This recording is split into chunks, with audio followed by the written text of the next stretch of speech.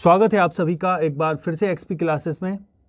मैं चेतन प्रताप आज आपके लिए लेकर आया हूं कक्षा 9 में हिंदी में काव्य के अंतर्गत नागार्जुन की एक बहुत ही सुंदर रचना, शीर्षक है जिसका बादल को घिरते देखा है।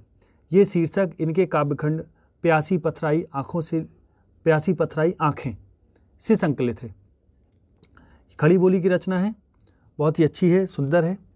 तो वीडियो शुरू करने से पहले यदि आपने अभी तक चैनल को सब्सक्राइब नहीं किया है तो ज़रूर कर लें, साथ ही साथ बेल आइकन भी ऑन कर लें, जिससे आगे हम जो भी वीडियो दें उसका नोटिफिकेशन आप तक पहुंचे और उस वीडियो का आप लाभ ले सकें। चलिए शुरू करते हैं। मैं चेतन प्रताप एक बार फिर से आप सभी का स्वागत करता हूं एक्सपी क्लासेस में। समझे, बादल को घिरते देखा है। देख लेते हैं इसका पहला जो पद है वो कहाँ से कहाँ तक है। अमल धवल गिरी के शिखरों पर बादल को घिरते देखा है,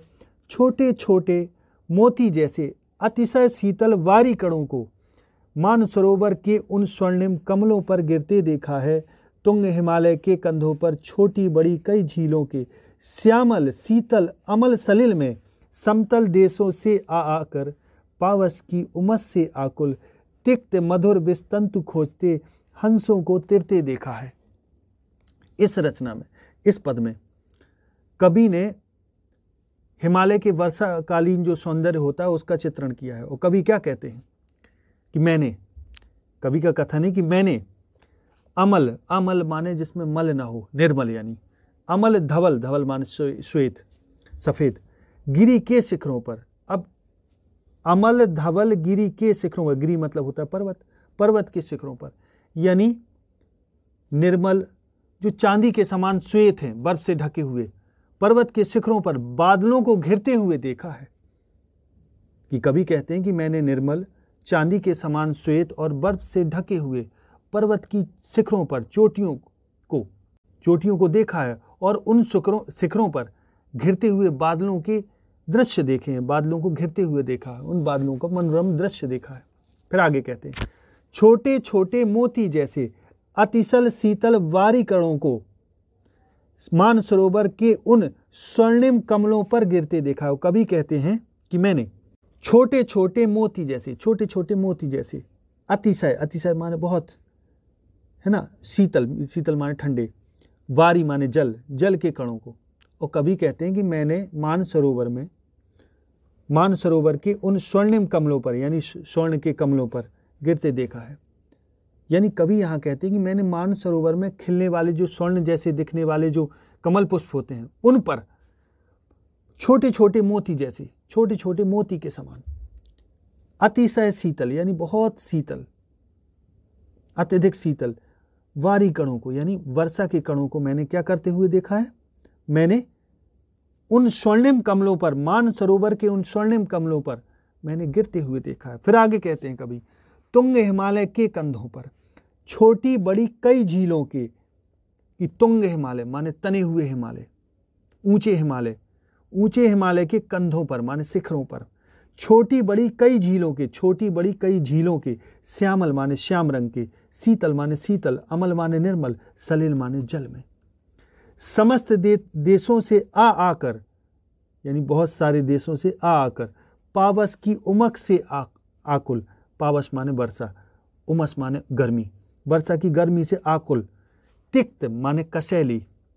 मधुर माने मधुर, विस्तंतु, विस्तंतु का अर्थ होता है कमल नाल के अंदर के कोमल रेशे जो होते हैं उनको विस्तंतु बोलते हैं, खोजते हंसों को तिरते देखा है। और कवि क्या कहते हैं कि मैंने हिमालय की प्राकृतिक जो सौंदर्य देखा, उस सौंदर्यता में फिर कवि कहते हैं उस जो हिमालय प्रदेश है, हिमालय के जो ऊंचे शिखर हैं उनके कंधे पर, उन पर मैंने छोटी बड़ी अनेक झीलें देखी, श्यामल शीतल अमल सलिल में, उन झीलों के श्यामल शीतल और अमल यानी निर्मल सलिल में, जल में समतल देशों से आकर, तिक्त आकर पावस की उमस से आकुल, पावस माने वर्षा की उमस से आकुल, व्याकुल होकर, तिक्त मधुर विस्तंतु खोजते हंसों को तिरते देखा। तिक्त माने कसैले,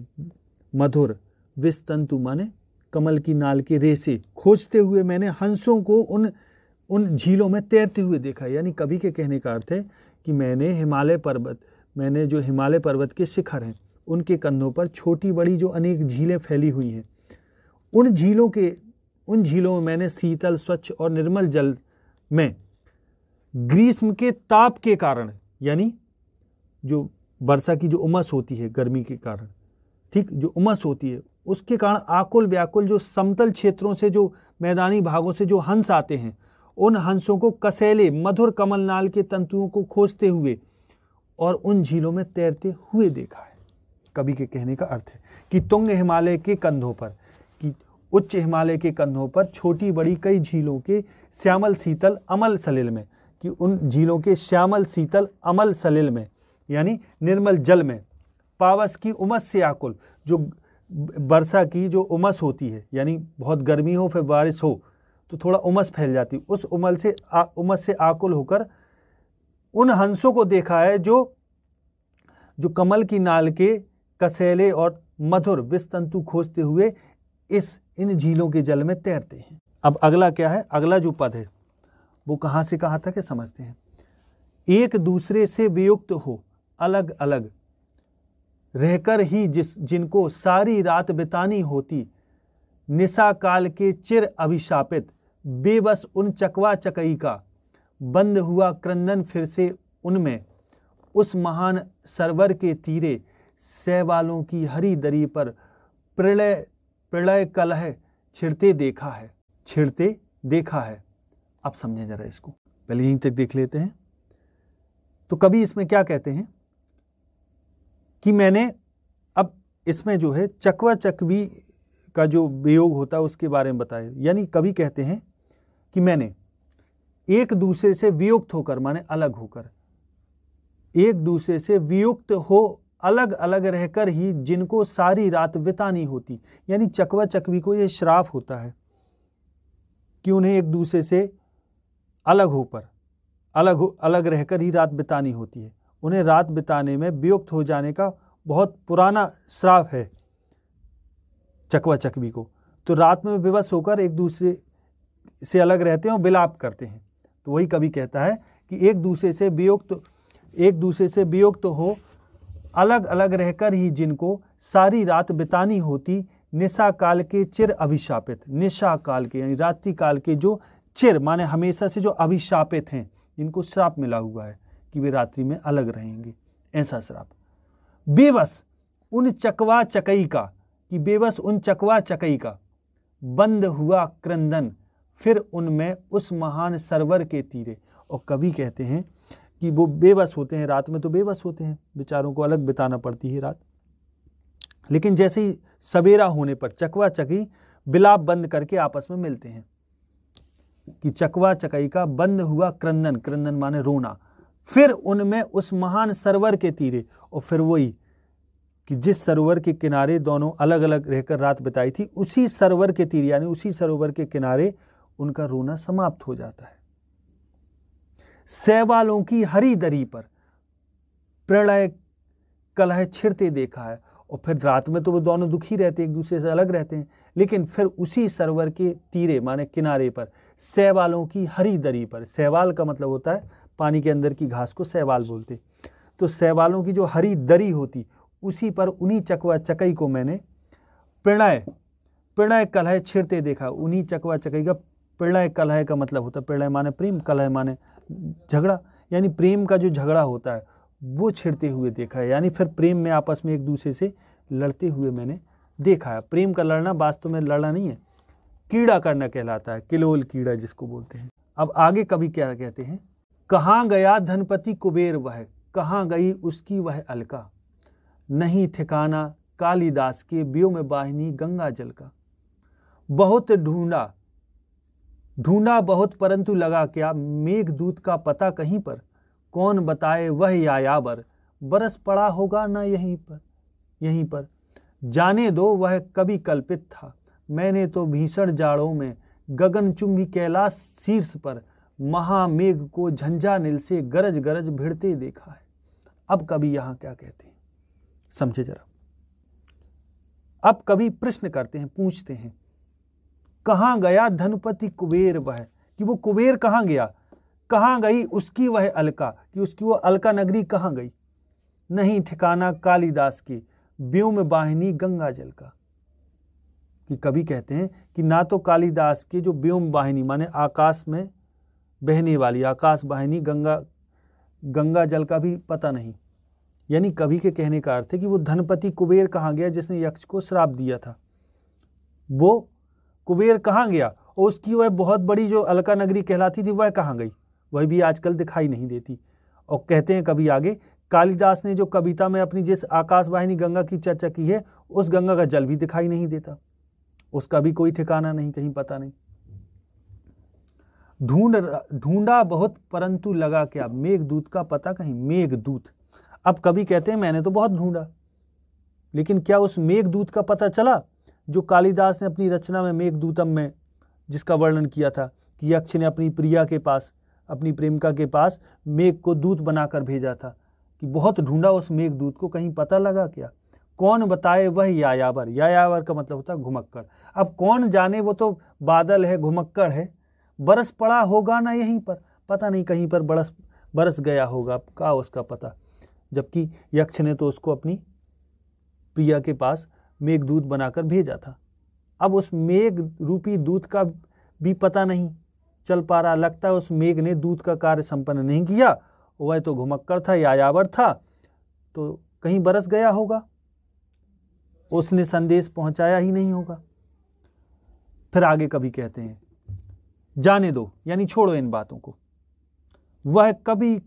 कल्पित था, यानी जो ये बातें थी मेघदूत की ये कभी कल्पित है, कवि की कल्पना मात्र है, इनको हकीकत नहीं मान सकती। फिर आगे कवि कहते हैं मैंने तो भीषण जाड़ों में गग नभ चुंबी कैलाश शीर्ष पर,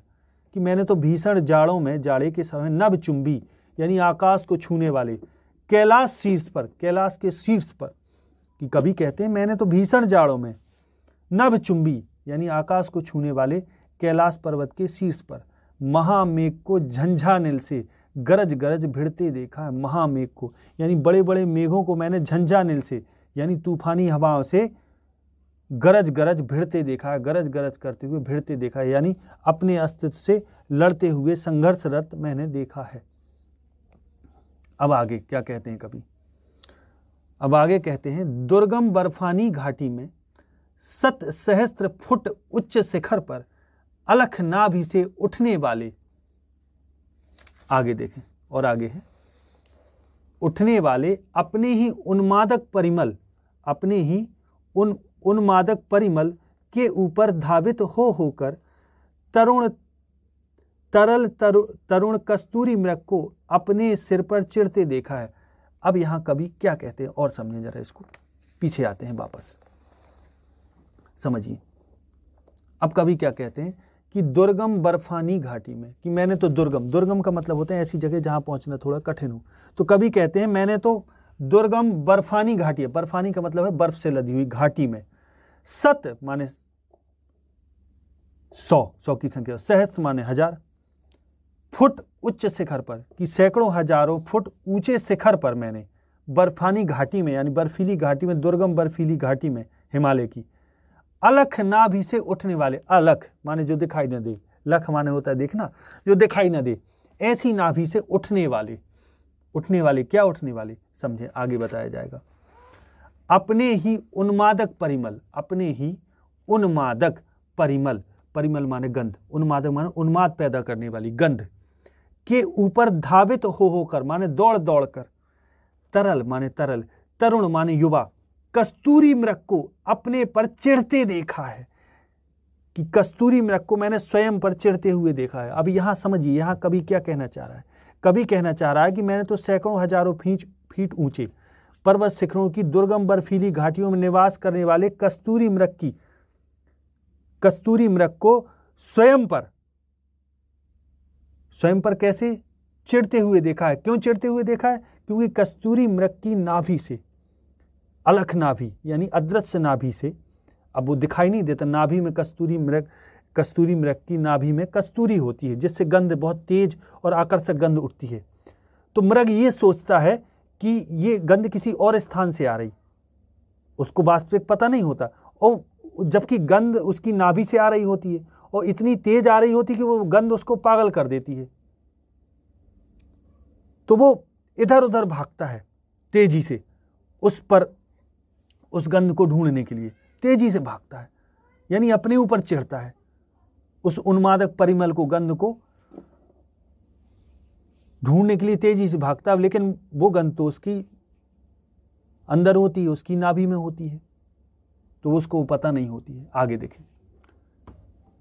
तो कवि कहता है मैंने तो उस मृग को, उसकी व्यवस्था देखी है, मैंने उसकी व्यवस्था ये देखी है कि वो स्वयं कस्तूरी खोज में अपने ही पर स्वयं पर ही चिढ़ता कुड़ता रहता है, झुंझला झुंझला उठता है। उसको समझ में नहीं आता कि गंध वास्तव में कहाँ से आ रही। कवि कहते हैं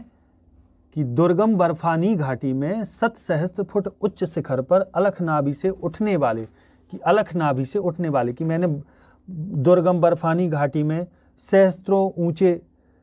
सैकड़ों फुट ऊपर उच्च शिखरों पर अलख नाभि से उठने वाले, यानी अदृश्य नाभि से उठने वाली जो गंध है,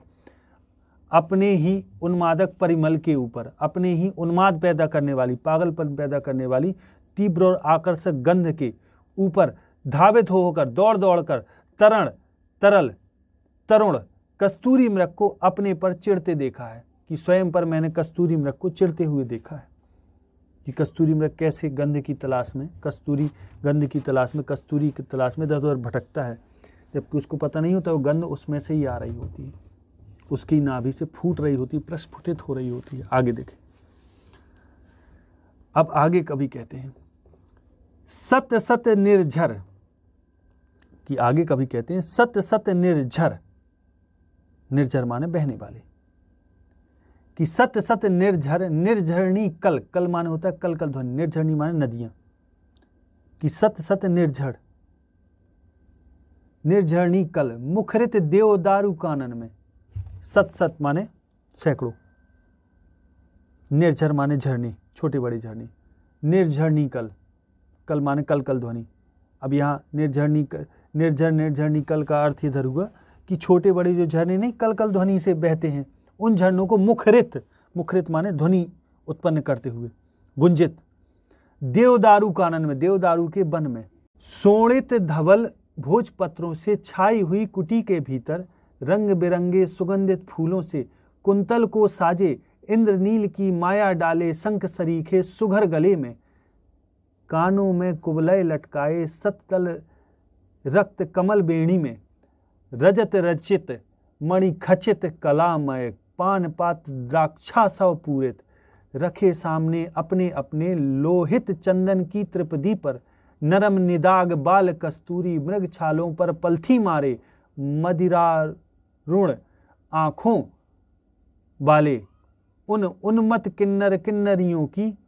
मृदुल मनोहर अंगुलियों को बंसी पर फिरते देखा है। समझिए, अब कवि इधर जो वर्णन कर रहे, दूसरा वर्णन कर रहे। अब कवि का यहाँ कथन ये है कि आकाश में जब बादल छा जाते हैं ना, तो किन्नर प्रदेश की शोभा अलग हो जाती है। तो कवि अब किन्नर प्रदेश की शोभा का वर्णन इधर कर रहे हैं, और क्या कह रहे हैं समझिए, कि सत सत निर्झर निर्झरणी कल, कि सैकड़ों सैकड़ों निर्झरणी यानी झरने, छोटे बड़े झरने, कल कल ध्वनि करते हुए, मुखरित होकर, गुंजित होकर, यानी गुंजायमान करते हैं, देवदारू कानन में, यानी देवदार कानन माने होता वन, कि देवदारू एक वृक्ष होता है, कि देवदार के वन को गुंजित कर देते हैं, यानी सैकड़ों बड़े छोटे बड़े झरने अपनी कलकल ध्वनि से देवदार के वन के ऊपर जब गिरते हैं तो उनको गुंजित कर देते हैं, यानी गिरते हुए झरनों का जो स्वर होता है देवदार के वनों में गूंजता रहता है, यानी वहां गुंजित कर देता है। सोणित धवल भोज पत्रों से छाई हुई कुटी के भीतर, और कवि कहता है ऐसे ही प्रदेश में, इन्हीं वनों के बीच में, सोणित माने लाल, धवल माने सफेद, भोज पत्रों से छाई हुई कुटी के भीतर, वहीं किन्नरों का प्रदेश है। तो किन्नर अपनी कुटी के भीतर, और कौन सी कुटी, जो सोणित लाल और श्वेत भोजपत्रों से छाई हुई कुटी है, उसी के भीतर रंग बिरंगे सुगंधित फूलों से कुंतल को साजे, कुंतल माने बाल, केशों को सजाए हुए, किससे सजाए हुए, रंग बिरंगे सुगंधित फूलों से सजाए हुए, कौन लोग, किन्नर लोग, इंद्रनील की माला डाले और इंद्रनील मणि की माला पहने हुए, शंख सरीखे सुघर गले में, सुघर माने सुंदर, गले में, और ये जो किन्नर हैं वो अपने गले में इंद्रनील की माला डाले हुए, इनके गले कैसे हैं, शंख सरीखे, शंख जैसे, शंख जैसे गले में जो काहे की माला डाले हैं, सुगंधित पुष्पों की। मतलब वे अपने सुंदर शंख जैसे गलों में इन नीलमणि की माला धारण करे हुए हैं। ऐसे किन्नर लोग कानों में कुबलय लटकाए, कुबलय मतलब होता है नीलकमल, नीलकमल कानों में लटकाए हुए हैं। सतदल रक्त कमल बेड़ी में, और बेड़ी में यानी अपनी जो चोटी है उनकी, उसमें क्या लटकाए हुए हैं, क्या बांधे हुए हैं? सतदल, सैकड़ों दल वाले, पत्तियों वाले रक्त कमल, लाल कमल लगाए हुए हैं। यानी यहाँ किन्नर प्रदेश में किन्नरों की वेशभूषा बताई है कि वो उन घरों में रहते हैं जो श्वेत और लाल भोजपत्रों से छबी हुई है जिनकी कुटी, जो रंग बिरंगे सुगंधित फूलों से अपने बालों को सजाए हैं। इंद्रनील की माला अपने शंख सरीखे सुंदर गले में पहने हुए हैं, और कानों में कुबले लटकाए, माने नीलमणि, कुबले का अर्थ होता है नीलकमल पहने हुए हैं, की माला पहने हुए, नीलकमल की माला। और सतदल रक्त कमल बेणी में अपनी सतदल रक्त कमल यानी लाल कमल के सैकड़ों दल वाले लाल कमल बेणी में लगाए हुए हैं, अपने बालों में लगाए हुए हैं, चोटी में अपनी। और रक्त रचित, रजत रचित माने चांदी, रजत माने होता है चांदी, चांदी के बने हुए। मणि खचित, मणि से जड़ित, मणि खचित का मतलब है ये कलामय, विभिन्न प्रकार की कलात्मक ढंग से बने हुए। पान पात्र, पान पात्र का अर्थ है इधर कि बर्तन, कि मदरा पान करने वाले बर्तन है वो। द्राक्षासव पूरित, द्राक्षासव का मतलब होता है मदरा पूरित, पूरित माने भरा हुआ। यानी इनके जो बर्तन हैं वो कैसे हैं, इनके जो बर्तन हैं वो चांदी के बर्तन हैं। यानी किन्नर प्रदेश की जो नर नारियां हैं वो मदरा पान करने वाले जो उनके बर्तन हैं वो चांदी के बने हुए हैं, और वे मणि जड़े थे और कलात्मक ढंग से बने हुए हैं, है ना। रजत रचित, मणि खचित, कलामय पान पात्र द्राक्षासव पूरित यानी शराब से भरे हुए, रखे सामने अपने अपने लोहित चंदन की त्रिपदी पर, त्रिपदी का मतलब होता है 3 पैरों वाली तिपाई। एक तिपाई पर लोहित चंदन की तिपाई यानी लाल चंदन की तिपाई पर वे अपने उसी चांदी के बर्तन को शराब से भरे हुए रखे हैं। और ऐसे बर्तन जो मणि खचित हैं यानी मणियों से जड़े थे। फिर आगे, नरम निदाग बाल कस्तूरी, नरम माने कोमल, निदाग माने बिना दाग वाली, निर्मल, धब्बे से रहित। निदाग बाल कस्तूरी माने छोटे बाल कस्तूरी के, बाल कस्तूरी मृग के, यानी मृग के छोटे बच्चों को बाल कस्तूरी बोलेंगे। बाल कस्तूरी मृग छालों पर, मृग छालों पर, उनकी जो खाल होती है उनको मृग छाल बोलते हैं। तो मृग छालों पर पलती मारे, यानी इनका जो आसन है वो क्या है, छोटे छोटे मृग की जो छाल है, नरम नरम मुलायम मुलायम, उन पर ये पलथी मारे। मदिरा रूण आँखों वाले, अब चूंकि इन्होंने बहुत सारी मदिरा पी रखी है तो इनकी जो आँखें हैं वो लाल हो गई, मदिरा रूण हो गई माने लाल हो गई। उन्मत्त किन्नत,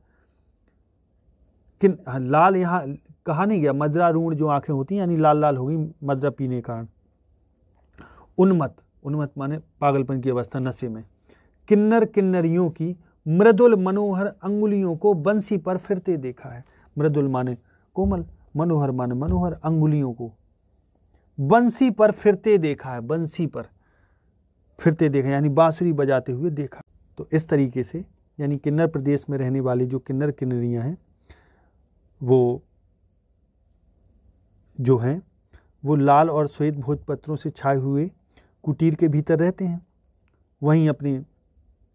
कीड़ा करते हैं, विलासमय कीड़ाएं, और वे अपने केशों को विभिन्न रंगों के सुगंधित पुष्पों से सुसज्जित रखते हैं।